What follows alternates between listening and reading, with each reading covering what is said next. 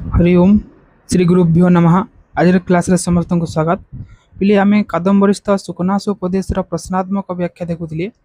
तो से प्रसंग आज पिले युवावस्था या प्रभाव जोटा अच्छी युवावस्थार प्रभाव से बहुत महत्वपूर्ण पिले जोटा प्रश्न रे बहुत थोड़ा आसी सेटा को आमे देखिबा। तो पिले जो प्रश्न है परिबो कोन ना युवावस्था सुकनास उपदेश अनुसार युवावस्थायाः दुष्प्रभाव वर्णयता। तो सुकनास उपदेश अनुसार जो युवावस्था अच्छी से युवावस्थार दुष्प्रभाव कौन अच्छी ताको वर्णना कर बोली गोटे प्रश्न आसी पारे। नहले अनर्थ चतुष्टयम जो चारोटी प्रकार जो अनर्थ रहिला से चारोटी अनर्थ ताको वर्णना कर बोली प्रश्न आसी परिबो। ताले तार आंसर आमे देखिबा कि कोन हबो ता सहित जो हाँ से जो युवावस्थार प्रभाव और अनर्थ चतुष्टयम तार सारांश आम देखिदेवा पिले। देख तो मंत्री सुकनासंग मतरे ब्रह्मचर्य आश्रम सद्य प्रतावृत अतएव सकल शास्त्र ज्ञाता राजकुमार चंद्रापीड़ जदि कहा द्वारा प्रथमे पीड़ित हुअन्ति ताहा हेला यौवनर भ्रांति। तो सुकनास उपदेश रे सुकनास कहउचंदी जे कोन ब्रह्मचर्य आश्रम सद्य प्रत्यावृत अर्थात तांकर जो अध्ययन कार्य रहिला सेटा समाप्त कर सारला परे जो कि ना चंद्रापीड़ कौन करछन्ती ना निज गुरु आश्रम से फेरी आछन्ती। तो से समय तांकर कौन युवराज्य पदर अभिषेक हेबार थिला। तो से ब्रह्मचर्य आश्रम अर्थात गुरु आश्रम सद्य प्रत्यावृत होइतिबा तथा सकल शास्त्र ज्ञाता समस्त शास्त्र को जानिथिबा राजकुमार चंद्रापीड़ समस्त शास्त्र ज्ञाता राजा चंद्रापीड़ जदि राजकुमार चंद्रापीड़ जदि कहा द्वारा प्रथमे पीड़ित होइतांती कहा द्वारा प्रथमे आक्रांत होइतांती ताहेले ता हेउची यौवनर भ्रांति यौवन जनित भ्रांति। कारण यौवनावस्था मनुष्यर कामर उदग्र वासना मोहित हो अंध हो जाए। कारण यौवनावस्था मनुष्य कौन होता है ना कामनार जो उग्र वासना था से उग्र वासना मोहित हो से अंध हो जाए। से भल मंद शुभ अशुभ उचित अनुचित गुरु लोक इत्यादि समस्त विचार लुप्त हो जाए। तो कामना वशीवर्त हेबा कारण से मनुष्य भल मंद शुभ अशुभ उचित अनुचित गुरु लघु इत्यादि समस्त विचार तार लुप्त हो जाए। शास्त्र आदि अध्ययन द्वारा बुद्धि विशुद्ध होइतिले मध्य कलुष हो जाए। शास्त्र आदि अध्ययन करने द्वारा आमर बुद्धि शुद्ध होइतिले मध्य एई समय यौवन अवस्था ताहा कौन हो जाए कामनार वशवर्त होगा कारण कामनार उग्रता कारण ताहा से बुद्धिटा कौन हो जाए विशुद्ध कलुषित हो जाए। आमर बुद्धि नष्ट हो गले विनाश ही मिल थाए। तो बुद्धि जिते नष्ट हुए तो मनुष्यर विनाश होता है से कहुए बुद्धि नाशात प्रणश्यति बोली गीतार कहुए जिते मनुष्यर बुद्धि नाश हुए तार विनाश हो जाए। तो बुद्धिहीनता जोगु मनुष्य निज उपर नियंत्रण हराए। तो एवं इंद्रिय मानकर विषय मोह हेतु मृगर मृगतृष्णिका अनुधावन सदृश केवल मृत्यु ही लाभ करिथाए। तो बुद्धिहीनता जो मनुष्य कौन निज उपर नार नियंत्रण हराई जाए निजर कंट्रोल निज उपर न थाए मनुष्यर। एवं इंद्रिय मानकर विषय मोह हेतु तो इंद्रिय मानकर जो विषय रहा पिले कौन ना चक्षुर विषय हूँ कौन पिले देखा कर्णर विषय हूँ शुणा नासर विषय हूँ शुंघा जीवार विषय रस आस्वादन करवा चर्मर विषय हूँ स्पर्श। ये इंद्रिय मानकर विषय मोह हेतु मृगर मृगतृष्णिका अनुधावन सदृश मनुष्य जमी गोटे मृग तो मृग तृष्णिका पचर धाई था मृग तृष्णिका मान मृग मरीचिका पिले। तो खरा बेले देखिए गोटे चिक चिक कला गोटे पत्थर टाइप गोटे पड़ी थाए ताकू देखी मन मृग भाव यहाँ पानी यहाँ जल अच्छी आ जल अनुसंधान से मृग तृष्णिका पचर धाई धाई शेष तार जीवन चली जाए। ठीक से बोला ये विषय इंद्रियर जो विषय रूपक जो मृग तृष्णिका ता पचर मनुष्य अनुधावना कौन होता है सब बेले मृत्यु ही लाभ करता है लास्ट से मृत्यु मुखरे पड़ जाता है। निजर विचार शून्यता हेतु कौन सी अनिर्दिष्ट स्थान रे तार पतन हो जाए थाए। तो निजर विचार शून्यता मनुष्यर ये अवस्था युवावस्था कामर उग्रता कारण से तार विचार शून्यता हो जाए विचार करें ना से कारण कौन से गोटे स्थान रे तार कौन हुए पतन हो जाए हीन हो जाए। जेपरिक घूर्णी बात्या द्वारा शुष्क पत्रटीए तो जेपरी गोटे घूर्णी बात्रा रे गोटे शुष्क प्रिय पत्रटीए उड़ी जाए ठीक से परी विषय वासना यौवनारंभर जो विषय वासना रहा सेटा मनुष्य को गोटे एठार उपाड़ी के अन्य स्थान फोपाड़ी देता है।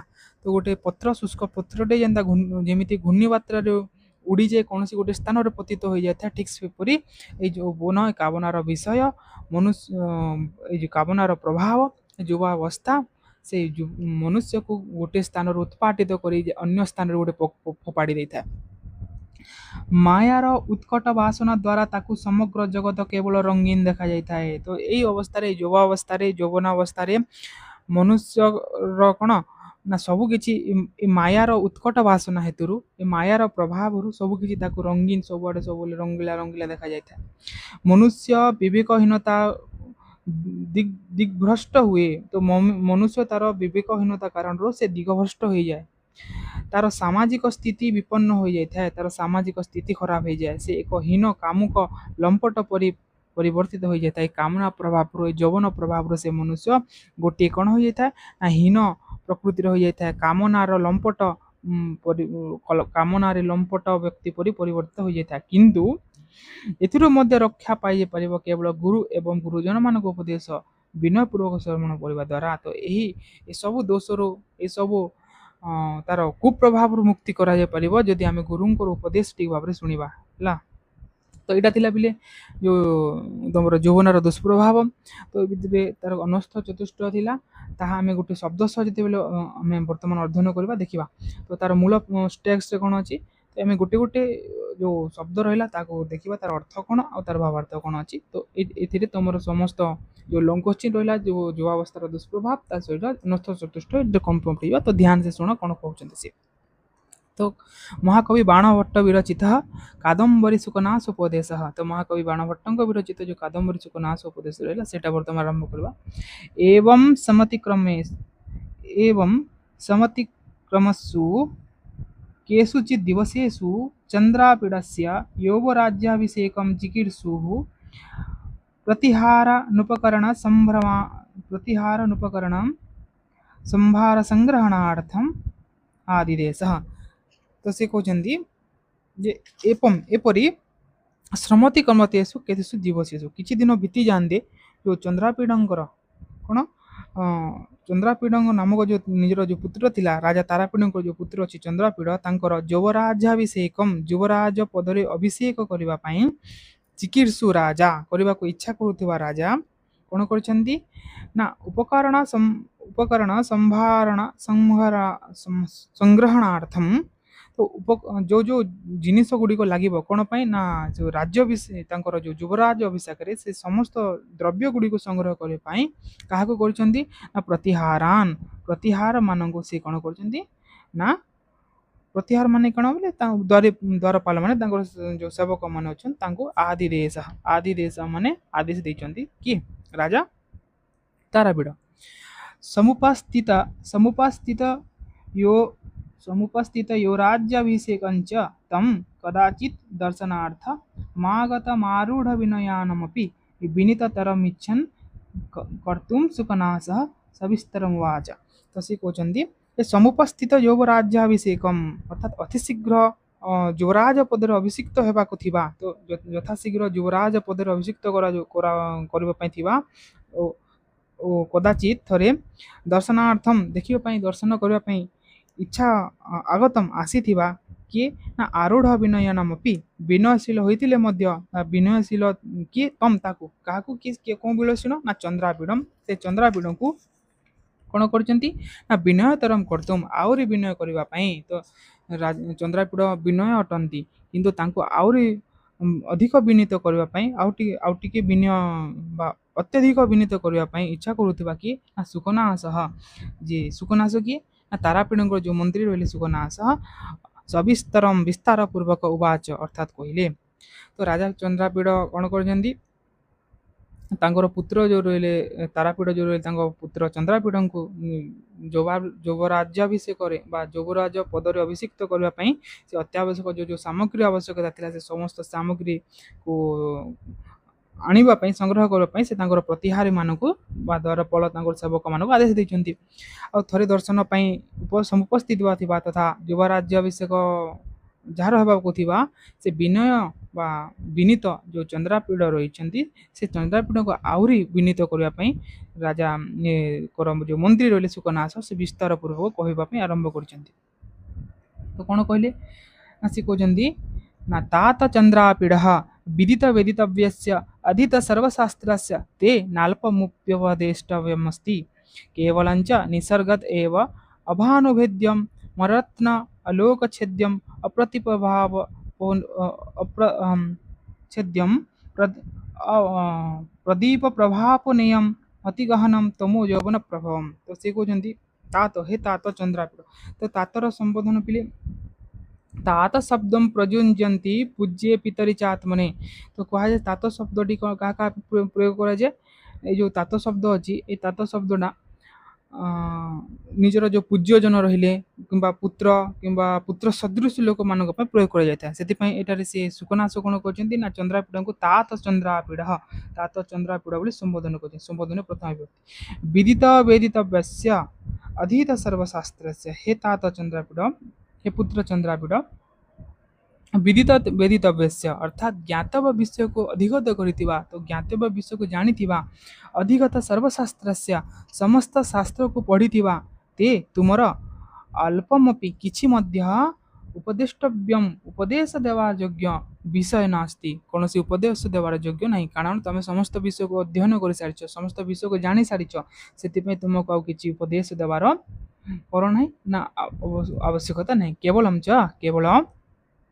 कौन निसर्ग एव अभानुभेद्यम अरत्नालोक्यम आउ केवल जो रहिला जो अति गहन जो रहिला तमर निसर्गतः एव स्वभाव अति गहनम यौवन प्रभम तमह युवावस्था जो उत्पन्न जो सघन अंधकार रहा युवावस्था जपरी अंधकार उत्पन्न होता है केमिति अभानुभेद्यम भानु मान हूँ सूर्य पिले तो अभानुभेद्यम अर्थ हूँ सूर्य द्वारा भेदन योग्य हो पार ना अर्थात कौन सूर्यर किरण जो प्रभाव जो यौवन कलुसीमा को कालीमा को कौन कर भेद कर तथा अरत्नालोक्य छेद्यम अर्थात रत्न मान हूँ मणि रत्न गुड़िक मणि गुड़िकर आलोक दूरीभूत कर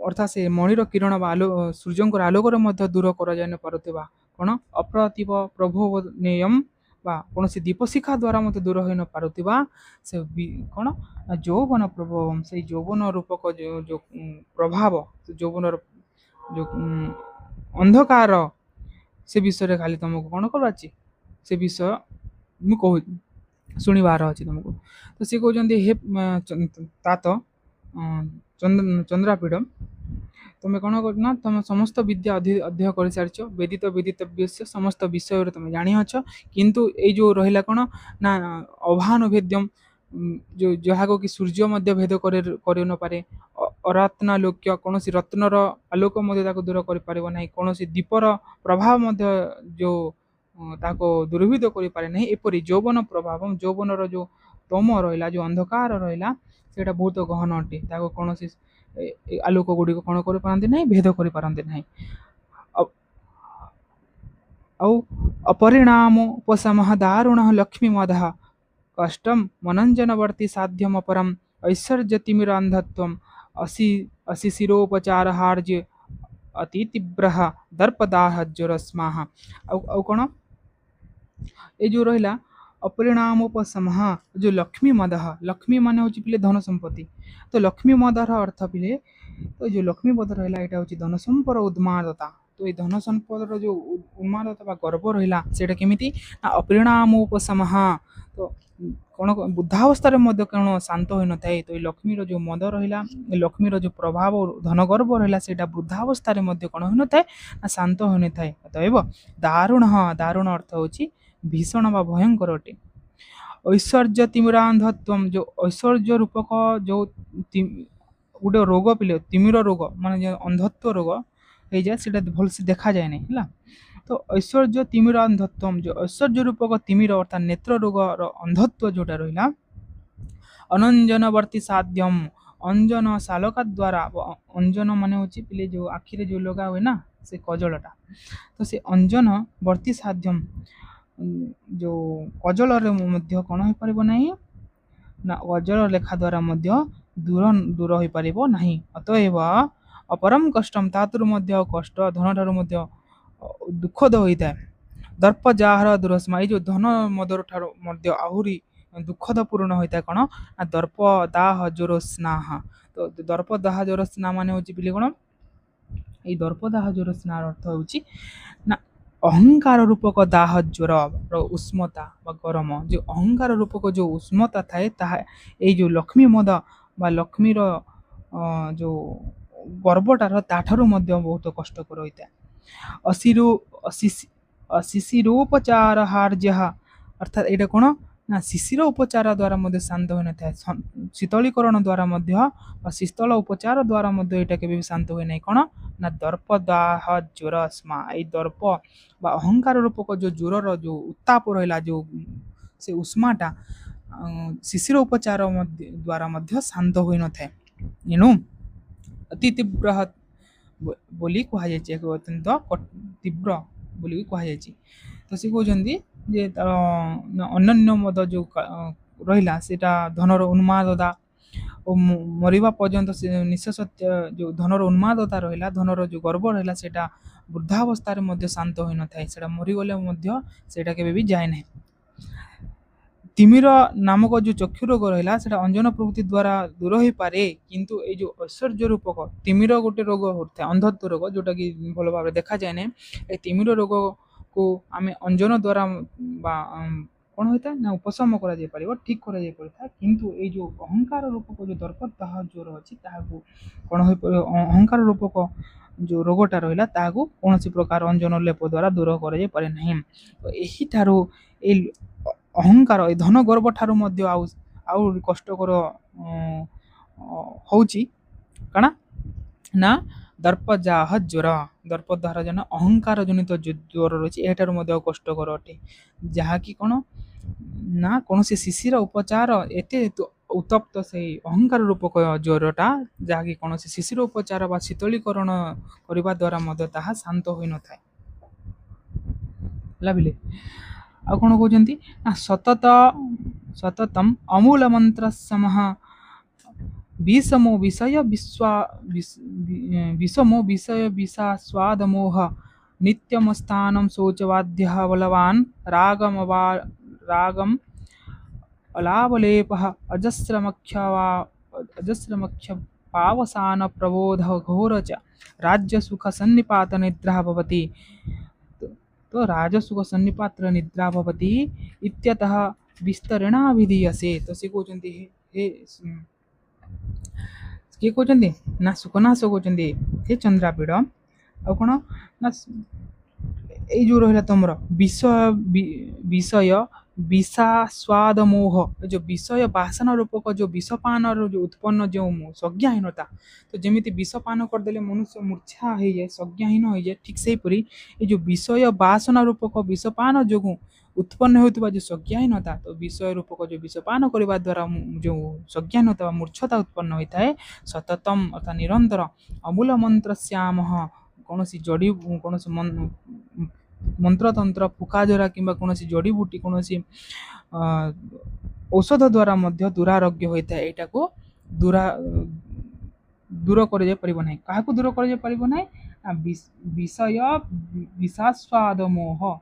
तो जो विषय रूपक जो विषयर आस्वादन करने जो जात होता है कौन सम्मोहन बा मोह से संज्ञाहीनता बा मूर्छाटा से ताहाको आम कौन मंत्र द्वारा कौन औषध द्वारा कौन कर दूर कर से दुरारोग्य अणु अतएव विषम तो कुटिल अटे।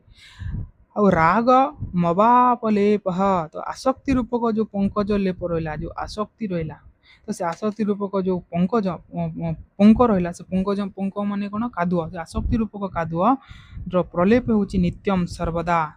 तो आउ गोटे कौन नित्यम राग मबालु जो रागर जो अवलेप रहा जो रागर जो पंकर लेपटा रहा ताहाको आम कौन करिपारिबा नहीं, से लेप को सर्वदा स्नान शौचवाद्य स्नान आदि शुद्धि द्वारा मध्य पवित्र हो पारे अयोग्य अटे हो पारे नहीं अणु बलवान प्रबल अटे भयंकर अटे।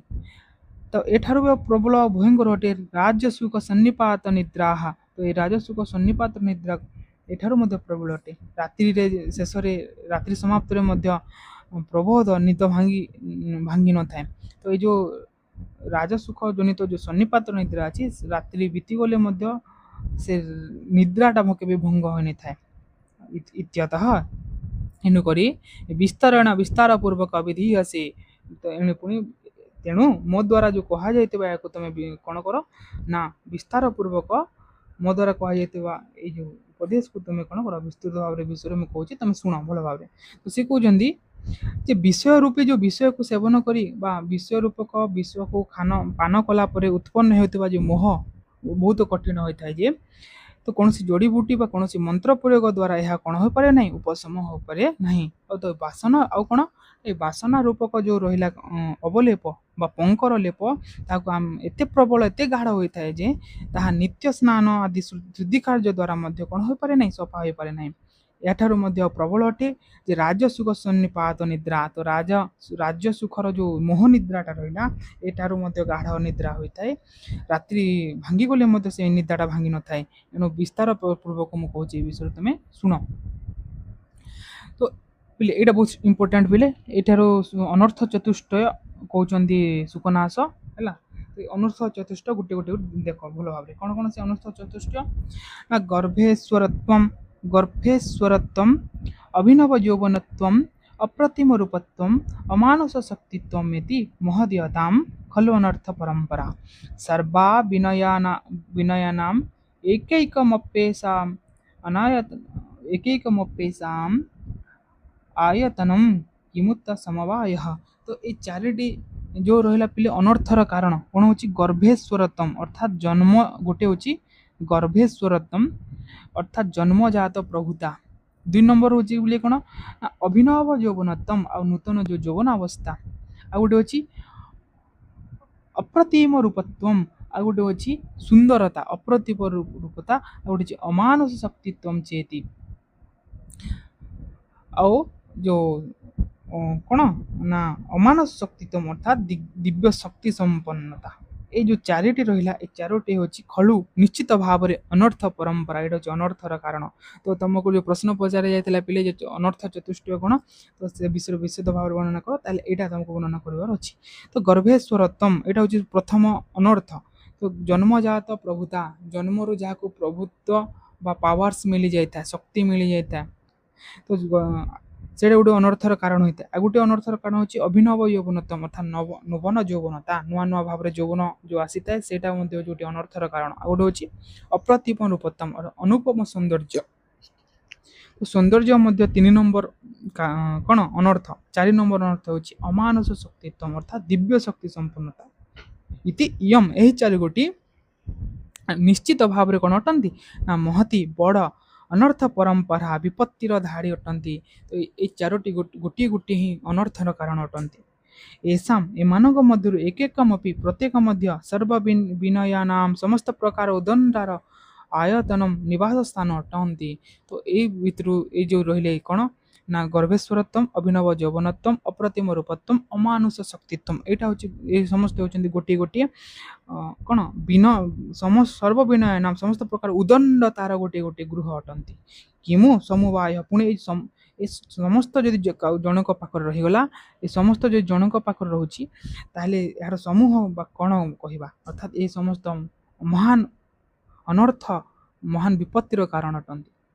ତ ଜନ୍ମଜାତ ପ୍ରଭୁରତା ଯୁବାବସ୍ଥା ଅନୁପମ ସୌନ୍ଦର୍ଯ୍ୟ ଓ ଅଲୌକିକ ଶକ୍ତି ସମ୍ପନ୍ନତା ଏଇସବୁ ଚାରୋଟି ହେଉଛି ଗୋଟିଏ ଗୋଟିଏ ଅନର୍ଥର ଶୃଙ୍ଖଲା ବା ଚେନ୍ ବୋଲି ଯାହାକୁ କୁହାଯାଉଛି। ଏମାନଙ୍କ ମଧ୍ୟରୁ ପ୍ରତ୍ୟେକ ଗୋଟିଏ ଗୋଟିଏ ହିଁ ସମସ୍ତ ଉଦଣ୍ଡତାର ବାସଭୂମି ଅଟନ୍ତି ଉଦଣ୍ଡତାର ଗୃହ ଅଟନ୍ତି।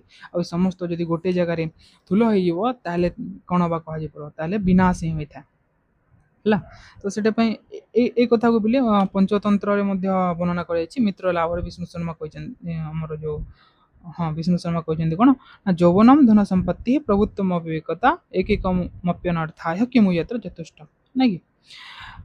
ତ ଆମେ ଦେଖିଲେ ଏ ଅନର୍ଥ ଚତୁଷ୍ଟମ କଣ ତାପରେ ପୁଣି କଣ କୁହାଗଲା ନା ଯୌବନାରମ୍ଭେ ଚ ପ୍ରାୟଃ ଶାସ୍ତ୍ର ଜଳ ପ୍ରକ୍ଷାଳନ ନିର୍ମଳାପି କଲୁଷ୍ୟମୁପାୟତି ବୁଦ୍ଧିଃ ଅନୁଜିତ ଧବଳାତମପି ସରାଗୈବ ଭवति यूनां दृष्टिः अपहरति च वात्येव शुष्कपत्रं समुद्भूत रजोभ्रान्ति दूरम् आत्मेच्छया यौवन समये पुरुषम प्रकृति आउ कौन कहते च एवं प्रायतः यौवनारंभे युवावस्था आरंभ जिते यौवन अवस्थार आरंभ होता है से समय जिते नुआ नुआ भाव में टीन एजेस तुमको आसी था तो से युवावस्था से टीन एजेस कौन होता है ना शास्त्र जल प्रख्यान निर्मल अपनी बुद्धि शास्त्र रूपक जो जल धौत होगा जो निर्मल हो जाता बुद्धि शास्त्र रूपक जल विभिन्न शास्त्र अध्ययन करने द्वारा धौत होता बुद्धि कौन हो जाता है ना कलुषम कलुषम माने मलिनता को महिला को कौन होता है ना उपायाति प्राप्त होता है अर्थात मलिन हो जाता है तो जो युवावस्था समय विभिन्न शास्त्र जल स्नान कर धौत होता बुद्धि कलुषित हो जाता है कौ समय युवावस्था समय अनुजित धवलात अपि श्वेतमा को त्याग न कले धवलता मान हूँ श्वेतता तो अनुजित धवलतामपि अर्थात धवलता को त्याग न कले यूनाम यूनाम मान हूँ युवक मानकर दृष्टि अर्थात आखि तो युवक मानकर आखि कौन होता है सराग भवती रागयुक्त हो जाता है अर्थात विलास व्यसना अनुरुक्त हो उठी था अर्थात लालिमा पूर्ण हो जाता है धवलता को त्याग न कले यूनाम अर्थात युवक मानकर दृष्टि लालिमा पूर्ण हो जाता है जो पुनः आउ कौन ना शुष्क पत्र माने सुखिला पत्र परी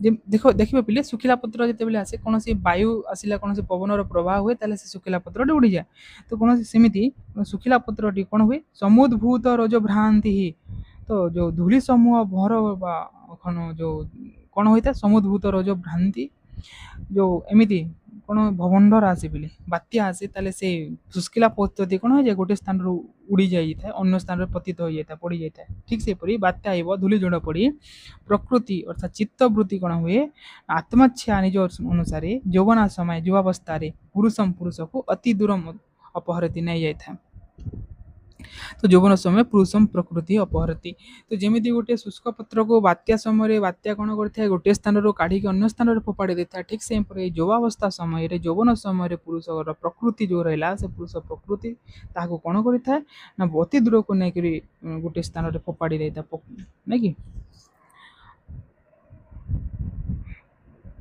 बुझीला तो कौन कहला ना कहते पुणी सी शास्त्र गुड़िकर जो शास्त्र गुड़िकर कौन पठन द्वारा जो ज्ञान रूपक जल जो जल द्वारा कौन होता है ना ज्ञान तुम बुद्धिटा जिते सफा होता जीव मान बुद्धि विशुद्ध हो जाता है किंतु युवावस्था समय दूषित हो जाता है श्वेतमा को त्याग न कले युवक मानकर दृष्टि लालिमा पूर्ण हो उठे है जिते बले से नवन यौवन पदार्पण करते युवक मैंने पवित्र दृष्टि बासनार जो मद रहा द्वारा से लालिमा हो उठे जपरी गोटे कौन ना बात्यारे गोटे सुखिला पत्रटा गोटे स्थान अन्य स्थान को उड़ी जाता है ठीक से हीपरी रज गुणर जो भ्रमर को उत्पन्न होता जो प्रकृति से युवावस्था समय से युवावस्था समय से युवक को से तार जो कौन करता है गोटे स्थान ना अन्य स्थान फोपाड़ी देता है पुणी कौन कहला कहते सी इंद्रिय हरिण हारिण च सतत मति दुरंतेय मुपभोग मृगतुष्णिका इंद्रिय हरिण हारिण च सतत मति दुरांतेय मुपभोग मृगतुष्णिका नवयौवन कषायितमात्मनश्च सलिलानि तानेव विषय रूपान्यास्वादनेमा तानेव विषय स्वरूपान्यास्वादिमानानि मधुरता मधुरतरान्यः पतन्ति मानसः अब कौन होता है ना पुनः सततम सर्वदा इंद्रिय हरिण हारिणी माने कौन ना इंद्रिय हरिण को हरण कर जो इंद्रिय रूपक हरिण को हरण कर यम यही उपभोग मृगतुष्णिका उपभोग रूपक मृगतुष्णा तो इंद्रिय हरिण कौन कर सब बोले से मृगतुष्णा पचरे धाई था ना तो सेमिति इंद्रिय हरिण हारिणी तो ताले कौन कहते ना इंद्रिय रूपक जो हरिण रहा से इंद्रिय रूपक हरिण को हरण कर कि हरण करने इयम यही उपभोग मृगतृष्णिका उपभोग रूपक मृगतृष्णा। तो उपभोग रूपक जो मृगतृष्णा रहा युवावस्था से इंद्रिय को कौन करता ना इंद्रिय रूपक हरिण को हरण कर तो सब जमी इंद्रिय हरिण गोटे मृगतृष्णा पचर धाई था ठीक से युवावस्था मनुष्य कौन करता ना उपभोगर पचर धाई था। तो अति दूरांत अत्यंत दुख प्रदानकारी और नवजौवन कषायितात्मन अभिनव तरुणावसतः परिवर्तते अंतःकरण विशिष्ट आस्वाद्यमान सलिलानि इव आस्वाद्य माने आस्वादित होइतिबा पान कराइतिबा जल परि तानि एव विषय स्वरूपाणि आस्वाद से ही विश्व वासना समूह मनसः मन को मधुर तराणी पूर्वर अधिक मधुर आपंती लगी थाए अनुभूत होता है। तो सी कहते जे नयनादि रूप हरिण को निरंतर आकर्षण करुवा तो जो तुम इंद्रियर हरिण को किए हरण करनी ना उपभोग रूपक जो मृग तृष्णिका ता कौन करते हरण करनी था।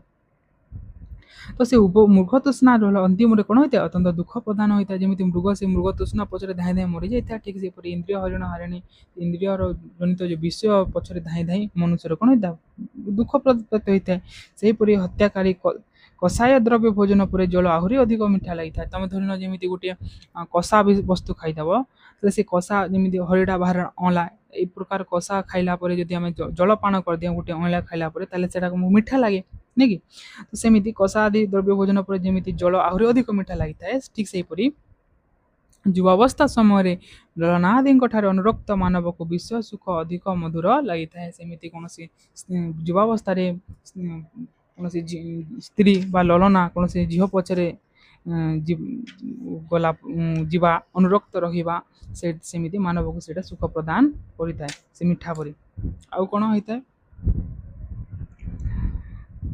सेपरी ललना पचर धाई धाई से युवावस्था मीठा मीठा लगे जमी गोटे कषा वस्तु खाइला जलपान कर जमी मीठा लगे नहीं कि पुणी कहते सी कौन नाशयति च दिङ्मोह इवोन मार्ग प्रवर्तक पुरुष मत्यांशगो विषयेषु भवादृशा एव भवन्ति राजनानि उपदेशानाम् अपगतमले हि मनसि स्फटिकमणिमिव रजनीकर गमस्तयः विसन्ति सुखिन उपदेश गुणाः। आउ से कौन कहते विषयेषु अर्थात वासनात्मक विषय जो रहा तो जो विषय वासना रहा से गुड़िक उन्मार्ग प्रवर्तक मार्गांतर भुलाई देउथिबा अत्यासंग अत्यधिक आसक्ति दिग्मोह एव अर्थात भूल रास्तार परिचित करवा दिग्भ्रम परी पुरुषम अर्थात मनुष्य को नाश अति भ्रष्ट कर दी थाए जेपरी दिशाभ्रम कर पथिक को भूल रास्तार परिचालित करि थाए ठीक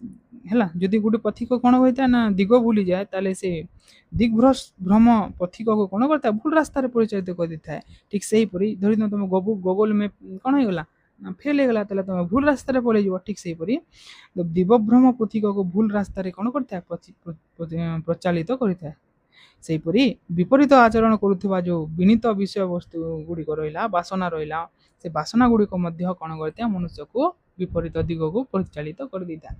तो जमी दिगभ्रष्ट पथिक भूल रास्तार चली जाए ठीक से ये जो विषय वासना रहा से विषय वासना गुड़िक कौन करते ना मनुष्य को दिग्भ्रष्ट कर दियंती पतनोन्मुखी कर दियंती भूल रास्तार से मैंने नहीं जानते आपाई भवादृश आपण सदृश आपण जेपरी कौन अटंती ना आपण जेहेतु स्फटिक भवादृश एवं जना आपण परी लोक उपदेशानाम उपदेश गुड़िकर कौन अटंती भजना नहीं भवंती आपण परी जन ही कौन अटंती उपदेश गुड़िकर ग्रहण कर योग्य अटंती जेहेतु स्फटिक मणौ स्फटिक शिलार रजनीकर जो स्फटिक रूप गोटे शिला अच्छे से स्फटिक शिलार चंद्रकिरण जिते बोले पड़ी था से कौन होता है उपदेश गुणा से बढ़ी जाता तार सेपरी उपदेश गुणा गुणकर उपदेश वचन गुड़िक अपगत मले मनसी जो मल रहित स्वच्छ हृदय पड़ी थाए सुखीन अति सहजरे कौन होता है अनायास विशांति अंत प्रविष्ट होता है। सी कहते उदाहरण देखिए तो दिगभ्रष्ट जमी दिगभ्रष्ट पथिक भूल दिशार चली जाए ठीक से ଏଇ ଯେଉଁ କ'ଣ ରହିଲା ବିଷୟ ବାସନା ଗୁଡ଼ିକ ମନୁଷ୍ୟକୁ ଦିଗଭ୍ରଷ୍ଟ କରିଥାନ୍ତି। ଆପଣ ଯେପରି ସଂଯତ ଶୀଳବାନ ସେହିପରି ହିଁ ସଜ୍ଜନ ହିଁ ଉପଦେଶ ଗ୍ରହଣ କରିବାର ପାତ୍ର ଅଟନ୍ତି। ତାହେଲେ ଏ ଉପଦେଶକୁ ଗ୍ରହଣ କରିବା ପାତ୍ର କିଏ? ନା ଯିଏ କ'ଣ ଅଟେ ନା ସଂଯତ ଅଟେ, ନିଜର ଇନ୍ଦ୍ରିୟମାନଙ୍କୁ ଯିଏ ସଂଯତ କରିଥାଏ, ଶୀଳବାନ ଅଟେ, ଗୁଣବାନ ଅଟେ, ସେପରି ବ୍ୟକ୍ତି ହିଁ ଉପଦେଶ ଗ୍ରହଣ କରିବାର ପାତ୍ର ଅଟେ। କାରଣ ଏମିତି ସ୍ୱଚ୍ଛ ସ୍ଫଟିକରେ ଚନ୍ଦ୍ରକିରଣ ଛଟା ଯେପରି ସହଜରେ ପ୍ରତିବିମ୍ବିତ ହୋଇଥାଏ। ଗୋଟେ ସ୍ଫଟିକ ମଣି ଅଛି, ସେ ସ୍ଫଟିକ ଶ୍ଵେତ କଲର ଧଳା କଲର, ତା ଉପରେ ଯଦି ଚନ୍ଦ୍ରକିରଣ ପଡ଼େ ସେଇଟା ଆଉ ଟିକେ କ'ଣ ହୋଇଥାଏ, ଲାଇଟ୍ ହୋଇଥାଏ। ତ ସେଇଟା ଯେମିତି ଚନ୍ଦ୍ରକିରଣ ସେ ସ୍ଫଟିକ ମଣିରେ ଠିକ୍ ଭାବରେ ପ୍ରବେଶ କରିଥାଏ, ଠିକ୍ ସେହିପରି ନିର୍ମଳ ଅନ୍ତଃକରଣ ଯାହାର ଥାଏ, ସେ ନିର୍ମଳ ଅନ୍ତଃକରଣରେ ଗୁରୁଜନମାନଙ୍କର ଯେଉଁ ଉପଦେଶଟା ଥାଏ, ସେ ଉପଦେଶଟା ସହଜରେ ପ୍ରବେଶ କରିପାରିଥାଏ। ଏପରି ଭାବରେ ସେ କ'ଣ କରିଛନ୍ତି ନା ଯେଉଁ ପ୍ରଥମ ଯେଉଁ କ'ଣ କଲେ ନା ଯୁବାବସ୍ଥାର ଦ୍ୱାଦଶ ପ୍ରଭାବ କ'ଣ କ'ଣ ରହିଥାଏ ସେଇଟା ସେ ବର୍ଣ୍ଣନା କଲେ ସେ ଭାବରେ ସେ ସୁକନାଥ ଚନ୍ଦ୍ର କାହାକୁ ନା ଚନ୍ଦ୍ରାପୀଡ଼ଙ୍କୁ ଉପଦେଶ ଦେଇଛନ୍ତି। ତା ଛଡ଼ା ଆମେ ସେଥିରେ ଦେଖିଲା ଯେ ଯେଉଁ ଚାରୋଟି ଯେଉଁ ରହିଲା ଅନର୍ଥ ଚତୁଷ୍ଟ, ତ ଏଇଟା ପିଲେ ମୋଷ୍ଟ ଇମ୍ପୋର୍ଟାଣ୍ଟ କ୍ୱେଶ୍ଚିନ୍ ଗୁଡ଼ାକ, ଏଇଟା ନିଶ୍ଚିତ ଭାବରେ ଆସିଥାଏ ପ୍ରଶ୍ନ ଯେକୌଣସି ରୂପରେ ତୁମେ ଏଟାକୁ ଦେଖିବା ପାଇବ ନିଶ୍ଚିତ ଭାବରେ ଏକ୍ଜାମ୍ରେ ହେଲା। ତ ପିଲେ ଆଜି ପାଇଁ ଏତିକି। ଆମେ ଆଉ ଗୋଟେ କ୍ଲାସ୍ରେ କ'ଣ କରିବା, ଗୁରୁପଦେଶର ମହିମା କ'ଣ ଅଛି ତାହା ଦେଖିବା ହେଲା। ଆଜି ପାଇଁ ଏତିକି। ସର୍ବେ ଭବନ୍ତୁ ସୁଖିନଃ। ଜୟ ଜଗନ୍ନାଥ।